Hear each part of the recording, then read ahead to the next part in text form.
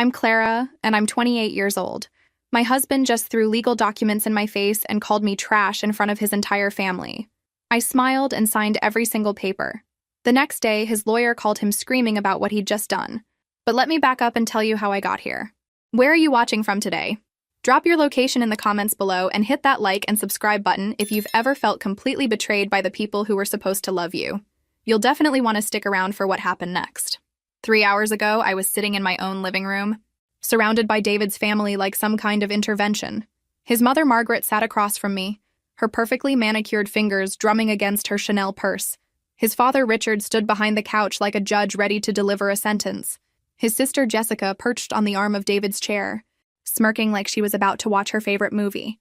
The papers were spread across my coffee table like accusations. Transfer of assets. Relinquishment of inheritance rights. Documents that would hand over every penny my grandfather had left me to my husband's greedy hands. "This is what's best for everyone," Margaret said, her voice dripping with fake concern. "You're clearly not equipped to handle this kind of responsibility, Clara. David has the business experience to manage these assets properly." I looked around the room at these people who had welcomed me into their family 3 years ago. Back then, I thought I was so lucky to marry into the prestigious Hamilton family. David was charming, successful, everything I thought I wanted. His family seemed so sophisticated, so put together compared to my simple middle-class upbringing. How naive I was. "Sign the papers, Clara," David demanded, his voice harder than I'd ever heard it. "Stop being dramatic about this. It's just money. Just money." $23 million was just money to him. The inheritance my grandfather had worked 70 years to build, carefully saved and invested, so his granddaughter would never struggle the way he had during the Depression. Just money. "What if I don't want to?" I asked quietly. That's when David's mask finally slipped completely. He leaned forward, his face twisted with rage I'd only glimpsed in private moments. "Then you'll lose everything anyway. We have lawyers, Clara. We know about your little shopping habits, your questionable financial decisions. We can prove you're incompetent to manage this money." I almost laughed. My shopping habits? I drove a 3-year-old Honda and bought my clothes at Target. My questionable financial decisions? I donated $50,000 to charity last year and invested the rest conservatively, just like Grandpa taught me. But David wasn't finished. "Besides," he continued, "we know things about your past that you wouldn't want made public. That incident in college? The one you think nobody knows about?" My blood turned to ice. He was talking about the night I was assaulted at a fraternity party during my junior year. The night I'd reported to campus police and been ignored. The night that almost destroyed me until I found the strength to rebuild my life. David knew because I'd trusted him with that trauma during a vulnerable moment early in our marriage. Now he was weaponizing my worst memory against me. "You wouldn't," I whispered. Margaret smiled coldly. "Family protects family, dear. You're either with us or against us. And if you're against us," she shrugged elegantly. That's when I understood. This wasn't about the money. This was about power, control. They wanted to break me down until I had nothing left but dependence on their mercy. I picked up the pen, my hand surprisingly steady. "Where do I sign?" David's triumphant grin made my stomach turn. He pointed to each signature line, explaining what I was giving up like he was doing me a favor. His family watched with undisguised satisfaction as I signed away what they thought was my security, my independence, my future. "There," I said, setting down the pen. "Happy now?" "Ecstatic," Jessica murmured, already calculating her share. "I'm sure." They all left within minutes, barely containing their excitement. David kissed my forehead like nothing had changed. "You did the right thing, sweetheart, you'll see." After they were gone, I sat alone in the silence, staring at those signed documents. For a moment, I felt hollow, empty, like they'd succeeded in taking everything that mattered. Then David's phone rang. I could hear him answer in the driveway, his voice confident and victorious. But within seconds, his tone changed completely. "What do you mean?" I heard him shout. "What clause? What are you talking about?" That's when I smiled for the first time in hours. The story really started 2 years before that awful afternoon, back when I was still naive enough to believe in fairy tales and happy endings. I met David Hamilton at a charity fundraiser for children's literacy, where I was volunteering as an event coordinator. He was there representing his family's investment firm, looking impossibly handsome in his tailored tuxedo. "You're the woman who organized this beautiful evening," he said, approaching me during the cocktail hour. His smile was warm, genuine, everything I dreamed about in a partner. I'm David Hamilton. This is incredible work you're doing. I was 26, working at a small nonprofit, living in a studio apartment, and driving a car that made embarrassing noises. David was 30, successful, sophisticated, everything I wasn't. When he asked for my number, I almost thought he was joking. But he wasn't. He called the next day, then the next, then every day for 2 weeks until I finally agreed to dinner. Our first date was at an elegant restaurant where the maitre d' knew David by name. He was attentive, funny, interested in my work even though it paid practically nothing. I admire people who dedicate their lives to helping others, he told me over dessert. It shows real character. 3 months later, he brought me home to meet his family. The Hamilton estate sat on 5 acres in the most exclusive part of town, a sprawling colonial with perfectly manicured gardens and a circular driveway that could fit 10 cars. I felt like I was stepping into a magazine. Margaret Hamilton greeted us at the door, dressed in cream cashmere that probably cost more than my monthly salary. She was beautiful in that polished, untouchable way that money can buy. Her embrace was brief, but seemed genuine. "So, you're the young woman who's captured our David's heart," she said, leading us into a living room that looked like a museum. "He's told us so much about your charitable work." Richard Hamilton was equally impressive, tall and distinguished with silver hair and a firm handshake. Jessica was there with her husband Robert, both dressed like they'd stepped off a yacht. The conversation flowed easily, touching on current events, travel, culture. I felt accepted, welcomed, like I might actually belong in this world. Clara's grandfather owns several properties downtown, David mentioned during dinner, and I saw something flicker in Margaret's eyes. Interest? Calculation? At the time, I thought she was just being polite when she asked follow-up questions. What I didn't know was that Richard had already been researching my family's financial background for months. He'd hired a private investigator after David first mentioned my grandfather's construction business and property investments. The investigator had discovered public records showing Grandpa Joe owned more real estate than anyone realized, plus had made some surprisingly shrewd stock investments over the decades. "Commercial real estate can be quite lucrative," Richard noted during that first dinner. "Your grandfather sounds like a savvy businessman." "He worked construction his whole life," I explained. "Saved every penny and bought buildings when they were cheap. He always said real estate was the only investment that couldn't disappear overnight." "Wise man," Margaret agreed, though now I know she was calculating potential inheritance values in her head. "Family wealth is such a responsibility. I'm sure he's taught you well." After dinner, David walked me through their garden, pointing out flowers his mother had imported from Italy. The evening was perfect, magical, everything a girl from my background could want. "They love you already," he whispered, pulling me close under a flowering tree. "I can tell." 6 months later, he proposed with his grandmother's ring, a stunning Art Deco diamond that had been in the Hamilton family for generations. The wedding was everything I'd dreamed of, held at the country club with 300 guests, most of whom I'd never met. Margaret insisted on handling all the arrangements. "You're so busy with your little nonprofit," she said sweetly. "Let me take care of everything. Consider it my gift to you both." I should have seen the control for what it was, but I was so grateful to be accepted. My own parents had died in a car accident when I was 22, leaving me essentially alone in the world except for Grandpa. Having a family again, being part of something bigger than myself, felt like a miracle. The first year of marriage was blissful. David was attentive, supportive of my work, protective of our private time together. His family included me in holiday celebrations, birthday dinners, social events. I felt like I'd finally found where I belonged. Then Grandpa died suddenly of a heart attack, and everything changed. I inherited everything. Not just the downtown properties, but stocks, bonds, cash accounts, collectibles, even some mineral rights he'd acquired decades earlier. The lawyer explained that Grandpa had been far wealthier than anyone realized, quietly building a fortune while living modestly in his small house. "Your grandfather was quite specific about the inheritance structure," Jonathan Pierce had explained during the reading. "Everything goes to you personally, with certain protections in place should anyone attempt to coerce you into relinquishing control." David seemed genuinely happy for me at first. "Your grandfather obviously loved you very much," he said, holding me while I cried. "He wanted to make sure you were taken care of." But something shifted in the family dynamic almost immediately. Conversations stopped when I entered rooms. Margaret would smile and ask about our assets and our financial planning. Jessica made comments about how nice it must be to never worry about money again. The pressure hadn't started yet, but I could feel the change in the air like the electricity before a storm. The pressure started slowly, so subtly that I almost didn't recognize it for what it was. About 6 months after Grandpa's death, David began bringing up financial topics during casual conversations. You know, honey, managing this kind of wealth requires expertise, he'd say while we were watching TV. Maybe we should consider consolidating everything under professional management.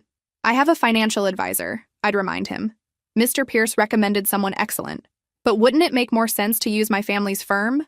They've been managing the Hamilton assets for generations. They know what they're doing. When I expressed hesitation, he'd drop the subject, but it always came back up. During family dinners, Richard would casually mention market trends and investment strategies, speaking just over my head in financial jargon that made me feel stupid and uninformed. Of course, Clara wouldn't understand these complexities, Margaret would say with a patronizing smile. She's got such a good heart, but business isn't really her forte, is it? The comments grew more pointed over time. Jessica made jokes about my shopping addiction when I bought a new dress for a charity event. Margaret questioned my decision to donate money to my old nonprofit, suggesting that perhaps I should be more strategic with my giving. Wealthy families have obligations, she explained one afternoon over tea. We support the right causes, the ones that matter to people who matter. Your little literacy program is sweet, but it's not exactly making waves in the community. I began to feel guilty about every purchase, every decision, every dollar spent. They had a way of making everything seem frivolous or naive. When I wanted to set up a scholarship fund in Grandpa's name, David suggested we wait until we had a proper investment strategy in place. You don't want to waste his legacy on impulsive giving, he said reasonably. Let's be smart about this. The real manipulation began when they started questioning my mental state. If I forgot something minor, Margaret would exchange meaningful looks with David. If I seemed tired or stressed, Jessica would comment about how overwhelming it must be to handle so much responsibility. I worry about Clara sometimes, I overheard Margaret telling someone on the phone. All that money, and she's so young, so inexperienced. David's trying to help her, but she can be quite stubborn about accepting guidance. They planted seeds of doubt about my judgment, my capabilities, my right to make decisions about my own inheritance. Every conversation felt like a test I was failing. Every choice I made seemed to confirm their assessment of my inadequacy. The turning point came when I discovered David had been going through my personal papers. I found him in my home office one evening, my financial statements spread across the desk. What are you doing? I asked, shocked by the violation of privacy. Just trying to understand our complete financial picture, he said without embarrassment. We're married, Clara. What's yours is mine, legally speaking. That's not how it works with inheritance, I said, feeling a chill run down my spine. These are my personal accounts. His expression hardened slightly. Are you keeping secrets from me? Is there something you don't want me to know about? The accusation stung because it was so unfair. I'd been nothing but transparent about everything, sharing information freely because I trusted him. But somehow, he was making my discomfort about his snooping seem like evidence of my deception. I just think there are boundaries, even in marriage, I said carefully. Boundaries, he repeated, like the word tasted bitter. Between husband and wife? That's interesting, Clara. What happened to, for better or worse? For richer or poorer? Or does that only apply when I'm the one with less money? That night was the first time David made me feel like my inheritance was somehow damaging our marriage, like my financial security was threatening his masculine pride. He slept in the guest room, claiming he needed space to think about our trust issues. I lay awake wondering how protecting my grandfather's legacy had somehow become a betrayal of my husband. The next morning, Margaret called to invite me to lunch. Just us girls, she said brightly. I think we need to have a heart-to-heart about some things. What I didn't know was that she'd already been planning this conversation for weeks, waiting for the right moment to begin the final phase of their campaign to gain control of my inheritance. Have you ever been in a situation where people you trusted started making you doubt your own judgment? Share your experiences in the comments below, because what Margaret told me that afternoon changed everything I thought I knew about my marriage and my place in the Hamilton family. Margaret chose the restaurant. Of course. Le Bernardin, the kind of place where waiters knew your preferences before you sat down, and discretion was purchased along with overpriced wine. She arrived first, already seated at a corner table that offered privacy and a perfect view of the entire dining room. Darling, she said, air kissing my cheeks like we were old friends instead of increasingly tense family members. You look tired? Are you sleeping well? The concern felt genuine, which made what followed even more devastating. We ordered salads neither of us would eat and wine that Margaret consumed while I barely touched. I wanted to speak with you privately because I care about you, she began, her manicured fingers wrapped around her wine glass. David is my son, but you've become like a daughter to me these past few years. I smiled, genuinely touched by what seemed like affection. That's why this conversation is so difficult, she continued, her voice dropping to a conspiratorial whisper. I'm worried about what this money is doing to you, to your marriage, to our family. What do you mean? I asked, though I was beginning to understand. Margaret sighed dramatically. Money changes people, Clara. Even good people, even people we love. I've watched you become more distant, more suspicious. David tells me you've been secretive about your finances, excluding him from decisions that affect your shared future. I haven't been secretive, I protested. I've just been careful. Careful of what? Your own husband? Margaret's eyebrows rose in perfectly feigned surprise. Clara, dear, that's exactly what I'm talking about. This inheritance has made you paranoid, distrustful. You're creating problems where none exist. She leaned forward, her expression earnest. David loves you desperately. He's trying to help, to protect you from making mistakes that could cost you everything. But instead of appreciating his expertise, you're treating him like an enemy. The words stung because they contained just enough truth to seem reasonable. I had been more cautious, more protective of my financial independence. But was that really such a terrible thing? Think about it logically, Margaret continued. David has a Harvard MBA and 15 years of investment experience. You have a liberal arts degree and worked for a nonprofit that barely kept its doors open. Who is better qualified to manage significant assets? It's not about qualifications, I said weakly. It's about autonomy. Margaret actually laughed. A sound like crystal breaking. Autonomy? In a marriage? Clara, that's the most selfish thing I've ever heard. Marriage is about partnership, about making decisions together for the good of the family. She signaled for another glass of wine, letting her words sink in while I processed the guilt she was systematically layering onto my shoulders. There's something else, she said quietly. Something David didn't want me to tell you, but I think you need to know. My stomach tightened with dread. People are talking, she whispered. At the country club, at social events. They're saying things about your behavior since the inheritance, about how you've changed, become cold and calculating. Some are wondering if you married David for his family connections, knowing you were about to come into money. That's ridiculous, I gasped. I had no idea about the inheritance when we got married. Of course not, Margaret soothed. I know that. David knows that. But appearances matter, darling. And right now, you appear to be a gold digger who got lucky and is now cutting her husband out of the financial success she brought to the marriage. The manipulation was masterful. She was making me responsible not just for my own choices, but for other people's perceptions, for David's reputation, for the family's social standing.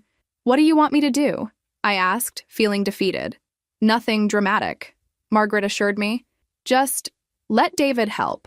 Sign power of attorney documents so he can manage the assets professionally.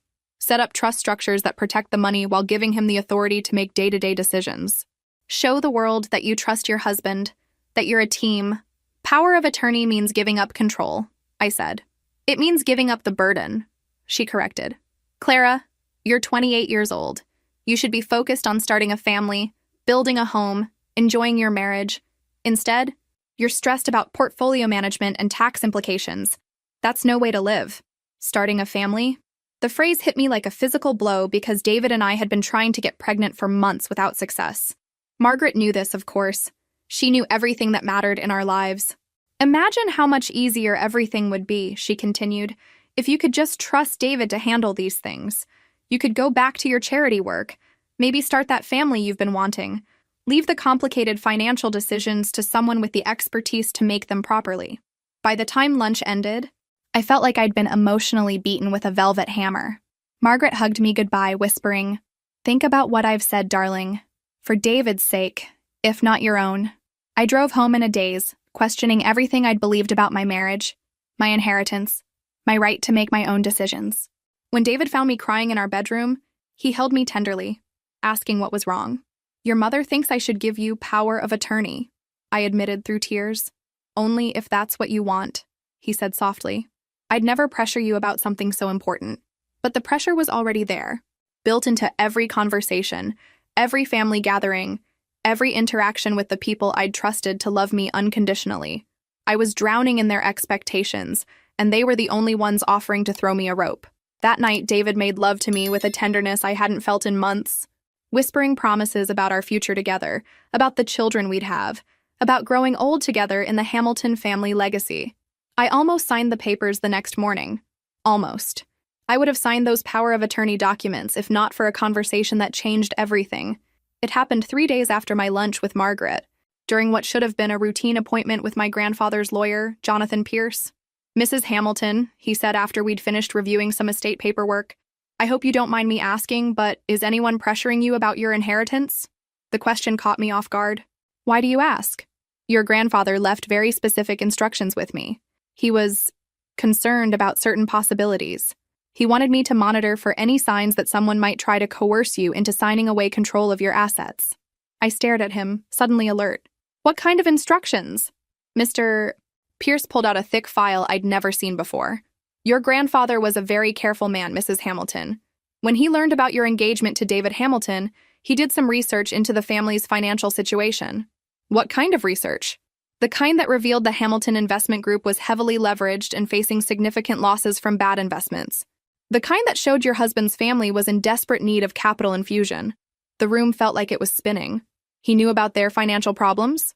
More than that, he anticipated that they might approach you about your inheritance. That's why he built certain protections into your inheritance structure. Mr. Pierce opened the file and showed me documents I'd never seen before. Financial reports on the Hamilton family business, credit histories showing mounting debts, and most shocking of all, a private investigator's report detailing their extravagant lifestyle funded by increasingly risky investments. "Your grandfather hired investigators?" I asked, stunned. "He wanted to make sure you had all the information you needed to protect yourself.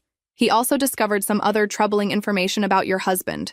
My hands trembled as Mr. Pierce handed me a manila envelope. Inside were photographs of David with another woman, taken at various locations over the past several months.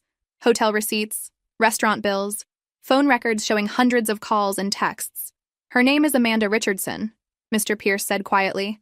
"She works at the Hamilton family firm. The relationship has been ongoing for approximately 7 months. 7 months. While I'd been struggling with infertility treatments and blaming myself for our inability to conceive, David had been having an affair with a co-worker. There's more," Mr. Pierce continued.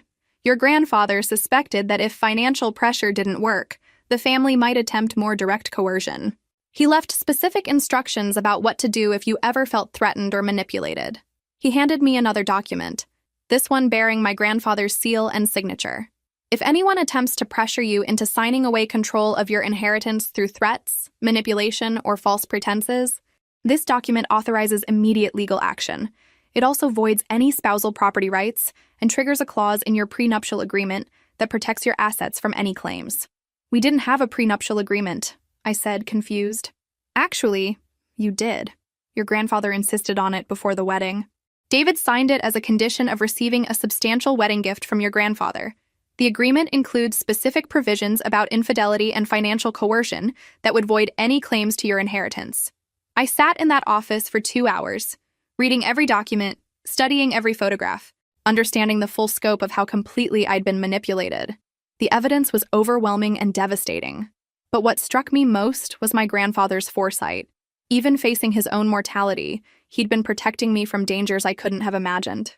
"What should I do?" I asked finally. "That's entirely up to you, Mrs. Hamilton. But I would suggest you be very careful about signing any documents related to your inheritance. And if you do decide to sign anything, make sure you understand exactly what you're agreeing to." When I drove home that evening, I felt like I was seeing my marriage and my in-laws with completely new eyes. Every conversation, every suggestion, every family gathering had been calculated to move me toward this moment when I'd willingly hand over control of my inheritance. David was waiting anxiously when I got home, still pushing for me to sign the power of attorney papers. "Did you have time to think about what we discussed?" he asked, his voice carefully neutral. I looked at my husband, this man I'd thought I knew, and saw a stranger wearing a familiar face. "Yes," I said quietly. "I've thought about it a lot. And I think we should call your family together. If I'm going to sign away control of my inheritance, everyone should be there to witness it. Make it official." David's smile was triumphant and predatory. "That's my girl. I knew you'd make the right choice." That night, while David slept peacefully next to me, probably dreaming about his family's financial salvation, I lay awake planning exactly how I was going to use their own greed against them. The family meeting was scheduled for Sunday afternoon at our house. I spent the week preparing meticulously, playing the part of the compliant wife who had finally seen reason.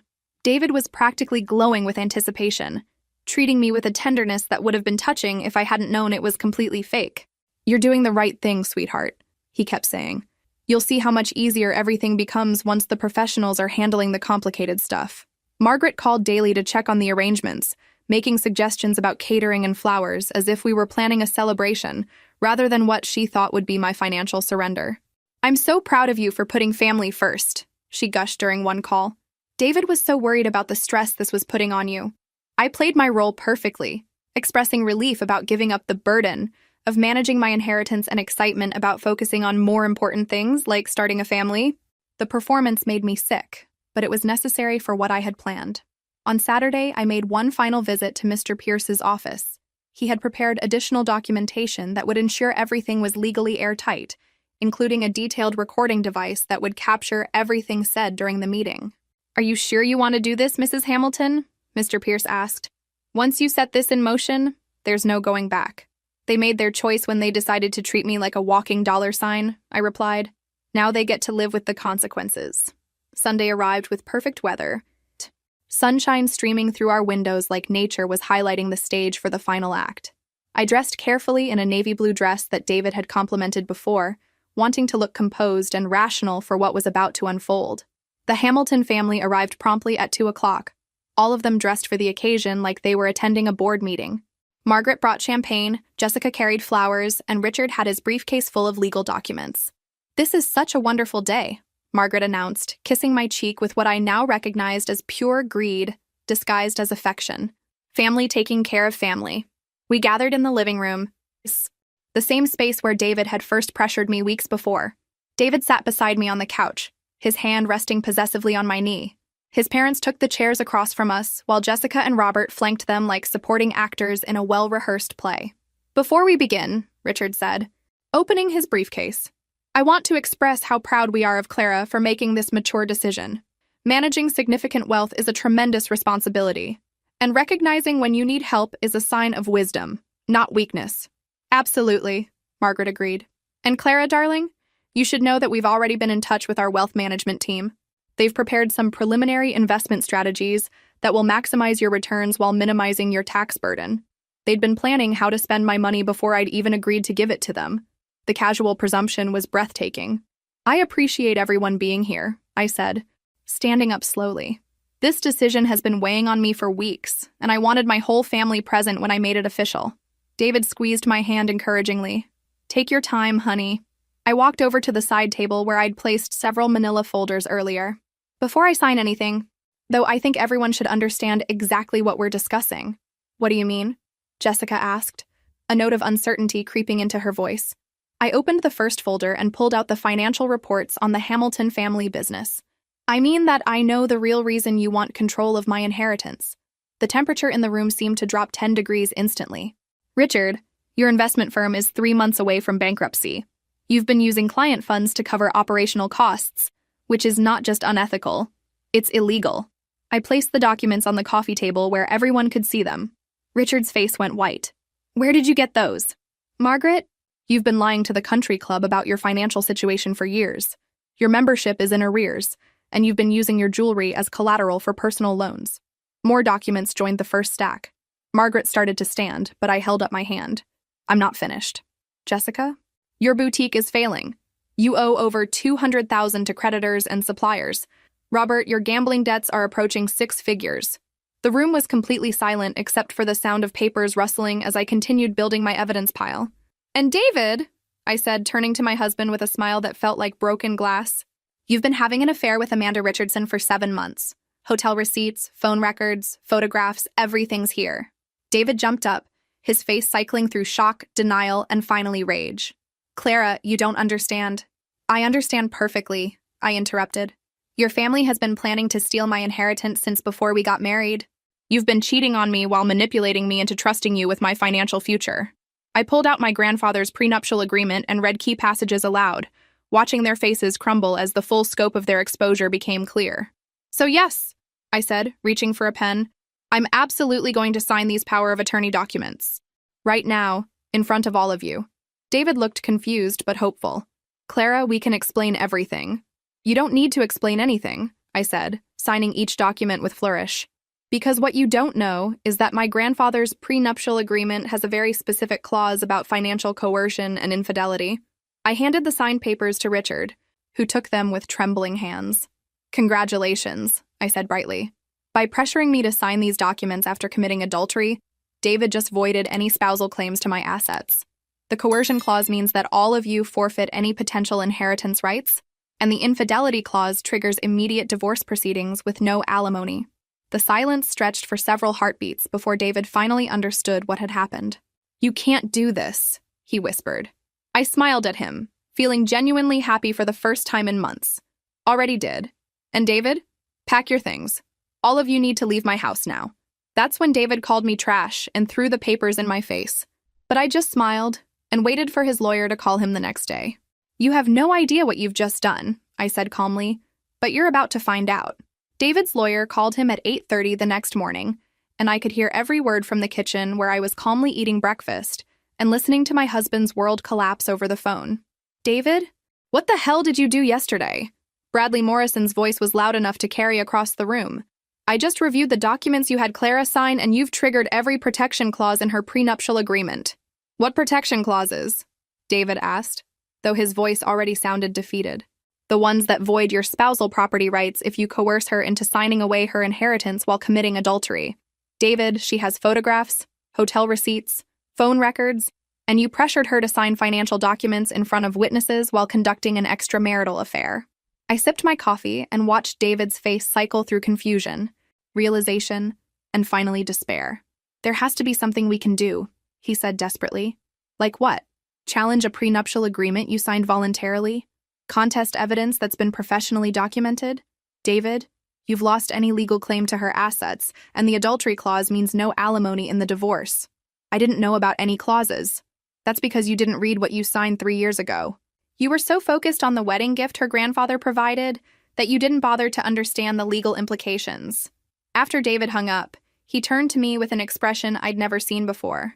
Not anger, not pleading, but something approaching genuine devastation. Clara, please, we can work through this. I made mistakes, but I love you. You love my money, I corrected. There's a difference. That's not true. Yes, the financial situation got complicated, but my feelings for you are real. I studied his face, looking for any trace of the man I'd married. David, you've been cheating on me for 7 months while manipulating me into signing away my inheritance. Which part of that suggests real feelings? The affair was... Amanda was a mistake. A moment of weakness when I was stressed about the family business. 7 months is not a moment, David. It's a relationship. He slumped into a kitchen chair, suddenly looking older than his 31 years. What happens now? Now you move out. The divorce papers will be filed this week, and you figure out how to explain to your family that their financial salvation plan just became their complete ruin. My parents will lose everything. The business, the house, their social standing. You're destroying people who cared about you. I almost laughed at his audacity. I'm not destroying anyone, David. You destroyed yourselves the moment you decided to steal from me.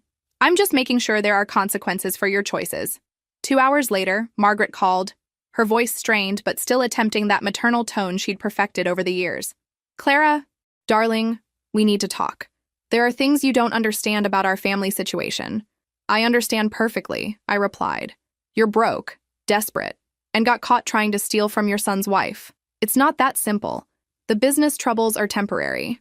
We just needed some liquidity to get through a rough patch. $23 million is quite a rough patch. Clara, please. David loves you. This whole thing got out of hand, but it started from a place of wanting to protect you. Even caught red-handed, she was still trying to manipulate me. Margaret, do you remember when we first met?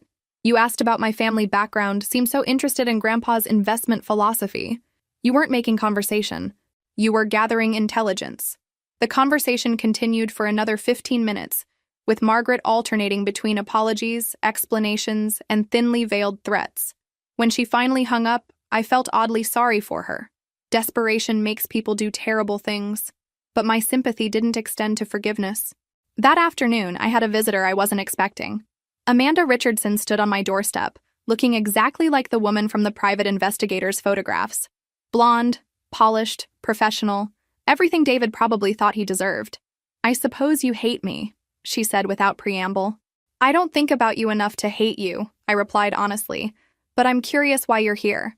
David told me you knew about us. Among other things. Amanda looked uncomfortable, shifting her designer purse from one shoulder to the other. I didn't know he was married when we started seeing each other. When did you find out? 4 months ago. By then, I was… She paused, her hand moving instinctively to her stomach. And there it was. The final complication I should have expected. Congratulations, I said dryly. When are you due? February. Amanda's composure cracked slightly.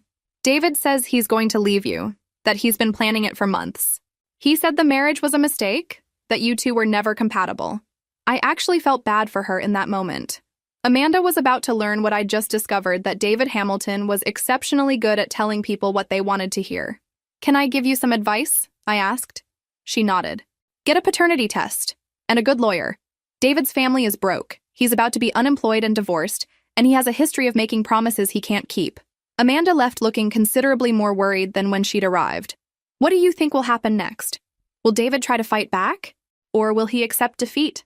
Drop your predictions in the comments below. You won't believe what he actually did. David's counterattack came 3 days later, and it was exactly as pathetic as I'd expected. He returned to the house while I was at work, using his key to let himself in. I knew because my security system sent alerts to my phone every time a door opened. I found him in my home office when I got home, rifling through filing cabinets with the desperate efficiency of a man running out of options. Looking for something specific? I asked from the doorway. He spun around, guilt and anger warring on his face. This is still my house too, Clara. I have a right to be here. Actually, you don't. The prenuptial agreement specifies that this house, purchased with my inheritance money, remains my separate property. You're trespassing. Our marriage isn't over yet. I still have rights. I walked over to my desk and calmly pulled out a legal document. These are divorce papers. I filed them this morning. You have 30 days to respond, and given the evidence of adultery and financial coercion, I doubt any lawyer will advise you to contest them. David's face went white as he scanned the papers. You can't divorce me for trying to help you manage your money. I can divorce you for adultery, which I have documented proof of. The financial manipulation is just additional evidence of bad faith in our marriage. Clara, please. I made mistakes, but I love you. We can work through this. The desperation in his voice was almost convincing. Almost. With therapy? Marriage counseling? Are you going to tell Amanda Richardson that our marriage is worth saving? His jaw tightened. Amanda is a complication, not a relationship. A complication who's carrying your child. We don't know for sure it's mine. I stared at him, genuinely amazed by his capacity for self-deception. David, do you hear yourself right now? You're standing in my office, having broken into my house after months of lying and cheating, trying to convince me that your pregnant mistress is just a complication. I know how it sounds, but I want to save our marriage. I want us to work. Why? Because you love me, or because you need my money? David was quiet for a long moment, and I could see the calculation happening behind his eyes. Both, he said finally. I won't pretend the financial security isn't important, but my feelings for you are real. Your feelings for my bank account are real, I corrected. Your feelings for me were always conditional on what I could provide for you and your family. That's not fair. What's not fair is spending 7 months lying to me while planning to steal my inheritance. David sank into my desk chair, suddenly looking defeated. So what now? You destroy my family's business? You ruin my reputation? You take everything and leave me with nothing? I don't have to take anything, David. You've already lost everything that mattered. The question is what you're going to do about Amanda and your child. What do you mean? I mean, she came to see me yesterday. She's pregnant, scared, and starting to realize that you're not the man she thought you were. What are you going to do about that? David was quiet for several minutes. I don't know, he admitted finally. Well, you'd better figure it out quickly, because unlike me, she doesn't have a prenuptial agreement protecting her from your family's financial problems. After he left, I called a locksmith to change all the locks, then poured myself a glass of wine and sat in my kitchen, marveling at how quiet the house felt. Not empty, peaceful. For the first time in months, I wasn't waiting for the other shoe to drop. My phone rang around 9 o'clock. Richard Hamilton's name appeared on the screen, and curiosity won over common sense. Clara, this is David's father. I think it's time you and I had a frank conversation. I'm listening. You've made your point. You caught us in a difficult situation and you've extracted your revenge. But continuing this path won't benefit anyone. I'm not seeking revenge. Richard, I'm protecting myself from people who tried to defraud me. We never intended to defraud you. We intended to help you manage assets you're not qualified to handle. Even now, even caught red-handed, he couldn't admit the truth. The Hamilton family's capacity for self-deception was truly remarkable. Richard, I said, your son is having a baby with another woman while trying to convince me our marriage is worth saving. Your family spent months manipulating me with fake affection. You personally researched my family's finances before David even proposed. What part of this sounds like help to you? We're facing bankruptcy because of your actions. You're facing bankruptcy because of your poor business decisions and fraudulent accounting practices. I'm just refusing to be your solution. The conversation continued for 20 minutes, with Richard alternating between threats and pleading. When he finally hung up, I realized something important. They still didn't understand what they'd done wrong. They saw themselves as entitled to my money, deserving of my trust, victims of my unreasonable expectations. Even facing financial ruin, they couldn't acknowledge the fundamental dishonesty of their actions. 3 days later, Amanda called with news I'd been expecting. David's gone, she said, her voice hollow. He packed his car and left town yesterday. His lawyer says he doesn't know where David went. I'm sorry, Amanda. His parents are saying the baby isn't his. They're claiming he never admitted paternity. I closed my eyes, feeling tired. David had done exactly what I'd predicted when his life fell apart. He'd simply disappeared to start over somewhere else, leaving everyone else to deal with the mess. What are you going to do? I asked. I don't know. My lawyer says if David doesn't come back voluntarily, they can issue warrants for child support, but that only works if they can find him. Amanda, you and your baby deserve better than this. I know, she whispered. I just wish I'd figured it out sooner. After we hung up, I sat in my quiet house, thinking about patterns and consequences. David would reinvent himself somewhere else with people who didn't know his history. His family would blame everyone but themselves for their problems and continue looking for new marks to exploit. And I would continue rebuilding my life, one decision at a time, guided by the wisdom that some people see you only as what you can give them, rather than who you really are. 6 months later, the divorce was finalized without drama. David never responded to the papers, never hired a lawyer, never came back to contest anything. His signature appeared on the final documents via overnight mail from a law office in Phoenix, suggesting he'd found somewhere warm to restart his life. I felt nothing when I signed the final papers, not sadness, not anger, not even relief, just closure. The Hamilton family's financial collapse had been swift and complete. Richard's investment firm was under investigation by both state and federal authorities for mismanagement of client funds. Margaret had been forced to sell most of her jewelry and designer wardrobe to pay basic living expenses. Jessica's boutique had closed, and she'd taken a job as a sales associate at a department store. They'd lost the family estate to creditors, their country club memberships had been revoked for unpaid dues, and their social circle had evaporated once word spread about their financial troubles. The once prestigious Hamilton name now carried whispers of scandal and failure. I felt no satisfaction in their downfall, just sadness for lives wasted on greed and appearances. My own life was taking shapes I'd never imagined possible. I'd returned to nonprofit work, but with a different perspective and significantly more resources. Using a portion of my inheritance, I'd established the Clara Morrison Foundation, focusing on financial literacy education for young women. You've created something remarkable, my therapist observed during one of our sessions. You've transformed your trauma into purpose. Therapy had been essential for processing everything I'd been through, learning to trust my instincts again, setting healthy boundaries, recognizing manipulation tactics, all skills I'd needed to develop after years of being gaslit by people I'd trusted. The Foundation's first major program was a series of workshops teaching women how to protect their assets and relationships, how to recognize financial abuse, and how to build independent financial security. We'd helped over 200 women in our first year. I'd also started dating again carefully, slowly, with clear boundaries. His name was Thomas, and he was a high school principal who volunteered at one of our financial literacy workshops. He was kind, genuine, interested in my work rather than my bank account. We'd been seeing each other for 4 months, and he still didn't know the full extent of my financial situation. He knew I'd inherited some money from my grandfather and had gone through a difficult divorce, but I hadn't shared the details. When I was ready, I would, but I wouldn't rush the process to accommodate someone else's timeline. I like that you're not trying to impress me with expensive gifts, he'd told me recently. So many people seem to think relationships are about what you can buy for each other.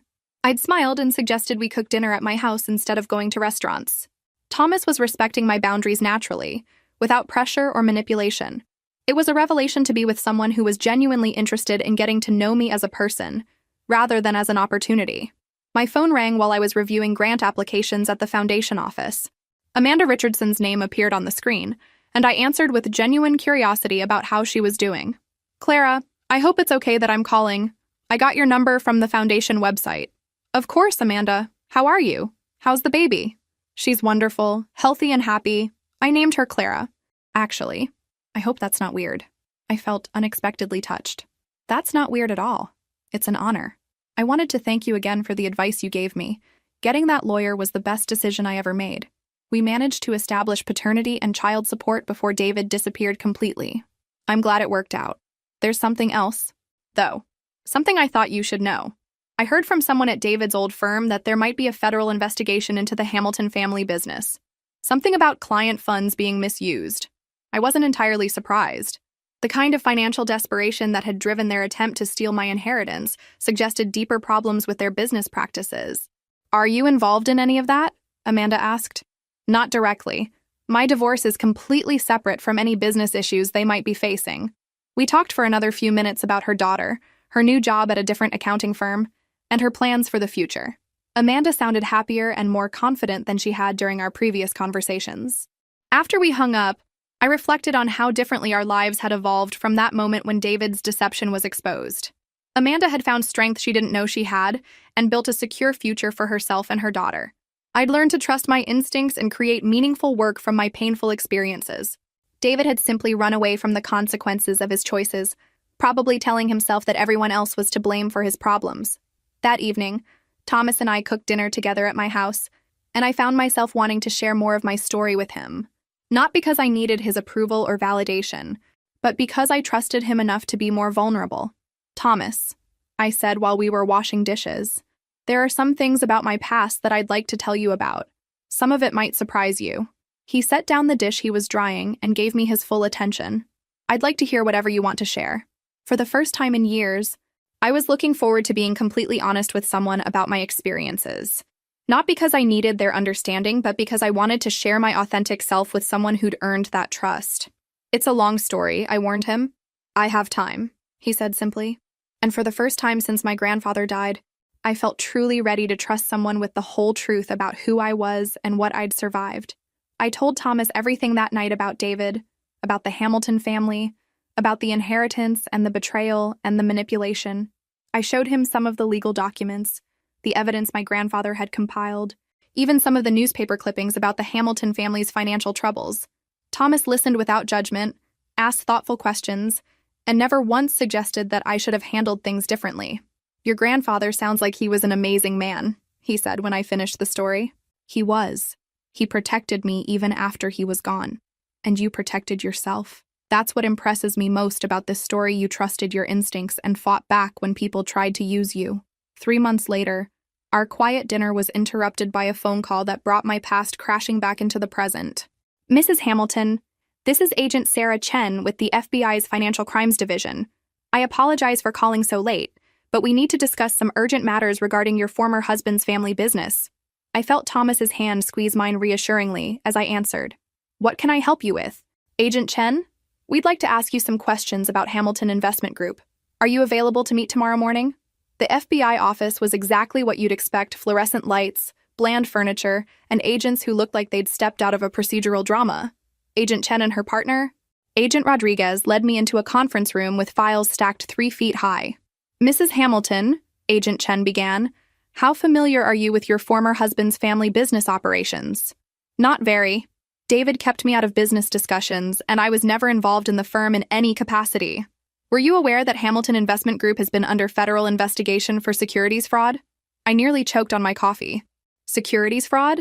For the past 2 years, we've been investigating allegations that the firm was running a Ponzi scheme, using new investor funds to pay returns to existing clients while siphoning money for personal expenses." Agent Rodriguez leaned forward. "The scope is significant. Over $60 million in fraudulent transactions, affecting nearly 300 investors.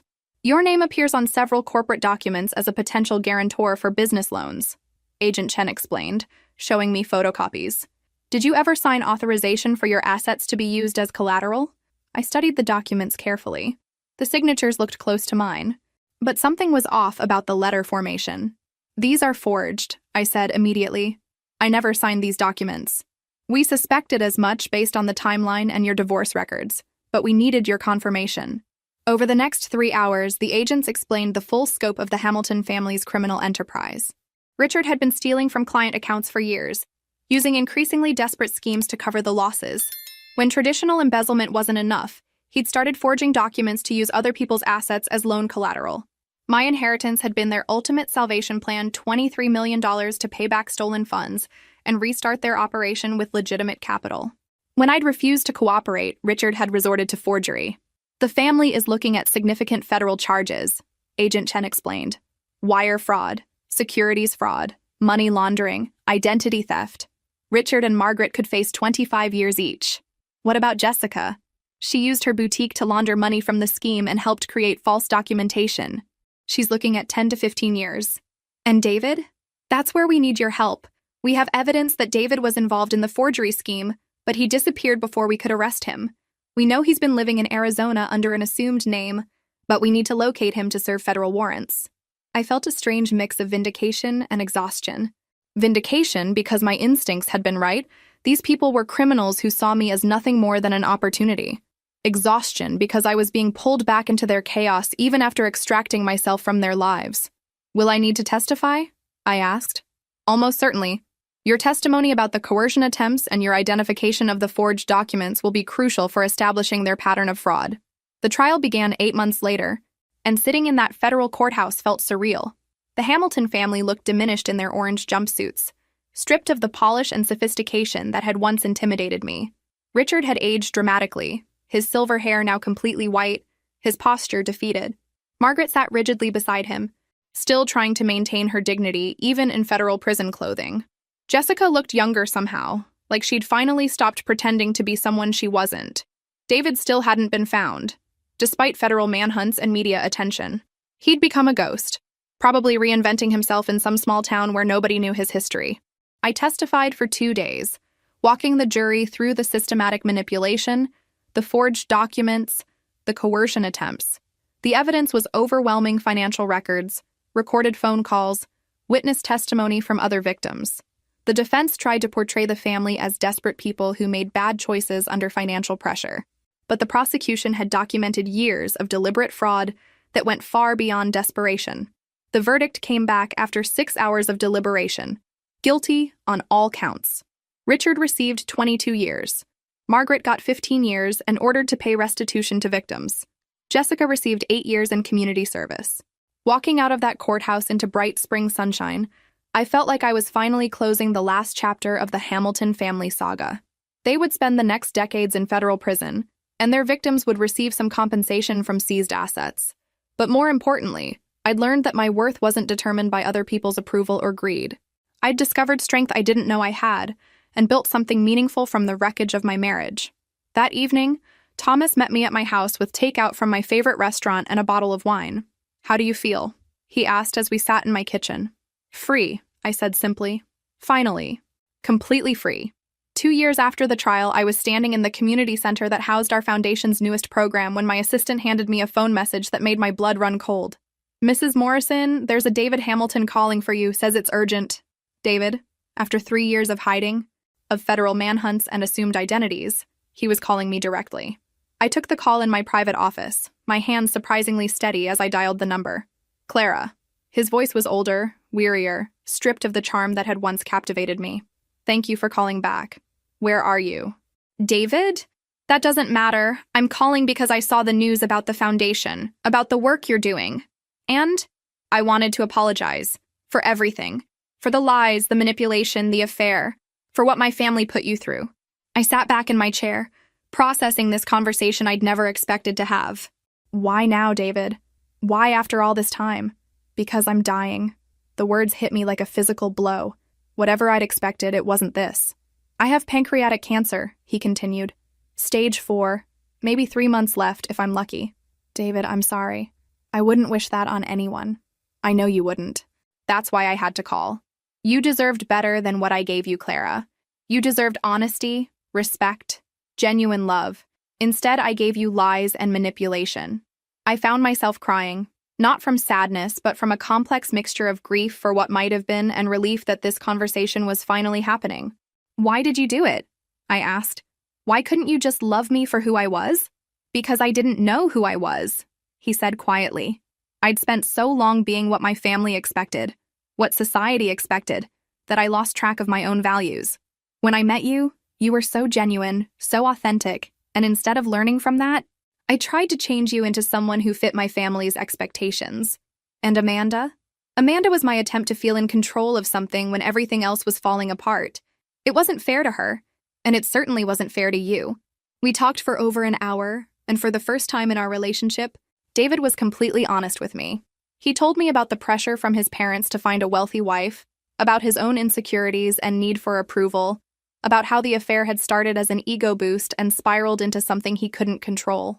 I want you to know that I've been following your work with the foundation, he said near the end of our conversation. You've helped so many women avoid what I put you through. That's something to be proud of. Thank you. Clara, can I ask you something? Are you happy?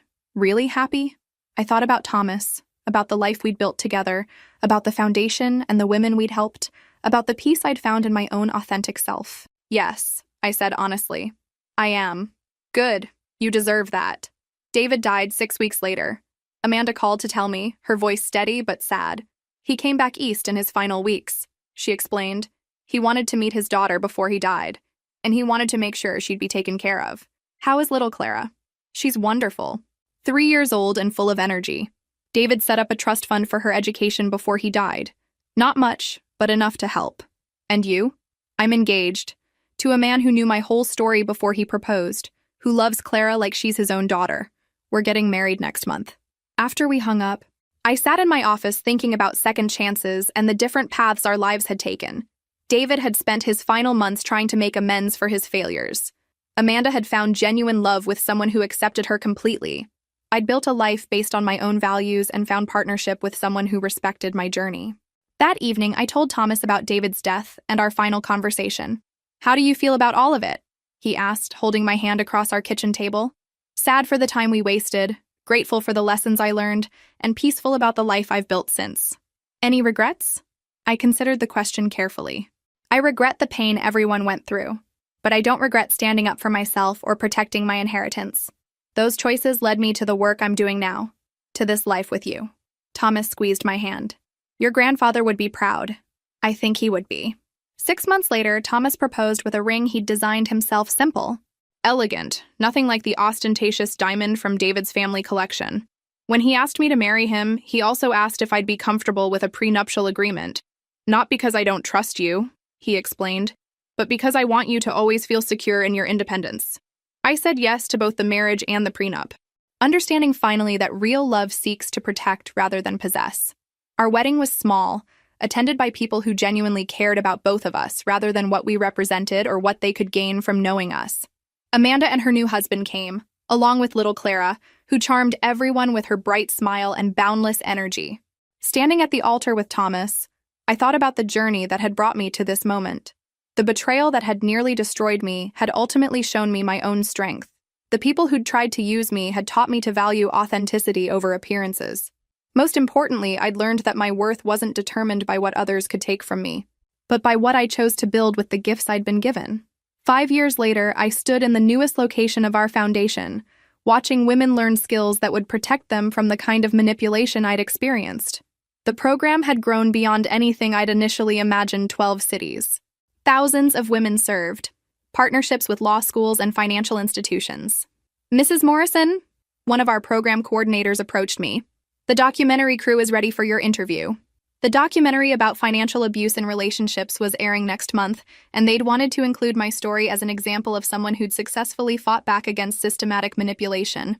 Sitting in front of the cameras, I reflected on how much had changed since that awful Sunday afternoon when I'd signed those papers in my living room. What would you tell someone who's in a similar situation to what you experienced? The interviewer asked. Trust your instincts, I said without hesitation. When people you're supposed to trust start making you doubt your own judgment, that's a red flag. When financial decisions become about power and control rather than partnership, that's abuse. What about forgiveness? Do you forgive the people who tried to defraud you? I thought about David's final phone call, about the Hamilton family in their prison uniforms, about the waste of human potential that greed and desperation had created. Forgiveness is a process, not an event, I said finally. I don't carry anger anymore, but I also don't pretend that what they did was acceptable. Some actions have consequences that can't be undone by apologies. Any final advice for our viewers? Your worth isn't determined by what others can take from you. It's determined by what you choose to build with the gifts you've been given. After the interview, I drove home to the house Thomas and I had bought together, a smaller place than my first home, but filled with genuine warmth and shared memories. Our daughter was playing in the backyard, her laughter carrying through the open windows. At 35, I was a different person than the naive young woman who'd married David Hamilton. I was stronger, wiser, more careful with my trust, but also more generous with my love for people who'd earned it. The inheritance my grandfather left me had been about more than money. It had been about the foundation for building a life based on my own values, my own choices, my own definition of success. Thomas found me in the kitchen preparing dinner and wrapped his arms around me from behind. "Good day?" he asked. "Perfect day," I replied, leaning back against him and watching our daughter through the window. "The foundation board called while you were out. They want to expand the program to international locations. What do you think?" "I think your grandfather would be amazed by what you've built." I thought about Grandpa Joe, about his foresight in protecting me from dangers I couldn't have imagined, about his faith in my ability to use his gift wisely. "He gave me more than money," I said quietly. "He gave me the tools to protect myself and the resources to help others do the same." That evening, after our daughter was asleep and the dishes were done, Thomas and I sat on our back porch watching the sunset. My phone buzzed with a text from Amanda. "Clara's first day of kindergarten. She says she wants to help women when she grows up, just like her namesake." The photo showed a bright-eyed little girl with a backpack bigger than she was, grinning at the camera with David's smile but none of his calculating charm. "Look at that," Thomas said, seeing the photo over my shoulder. "The next generation of strong women." I smiled, thinking about the ripple effects of the choices we make. The children who grow up watching us stand up for ourselves or learning to accept less than we deserve. "She'll never have to wonder if she's worthy of respect," I said. That's something. If this story resonated with you, make sure to like and subscribe for more stories about turning betrayal into strength. And remember, sometimes the people who try to break you end up showing you exactly how unbreakable you really are. The inheritance my grandfather left me wasn't just money. It was the foundation for building a life based on my own values, my own choices, my own definition of success. It was the knowledge that my worth comes from within, not from what others think I can provide for them. And that inheritance is worth more than $23 million. It's worth everything. Some betrayals destroy us. Others reveal strength we never knew we had. The difference is in how we choose to respond when we discover who people really are behind their masks. I chose to build something better from the ashes of what they tried to burn down. And that choice changed everything.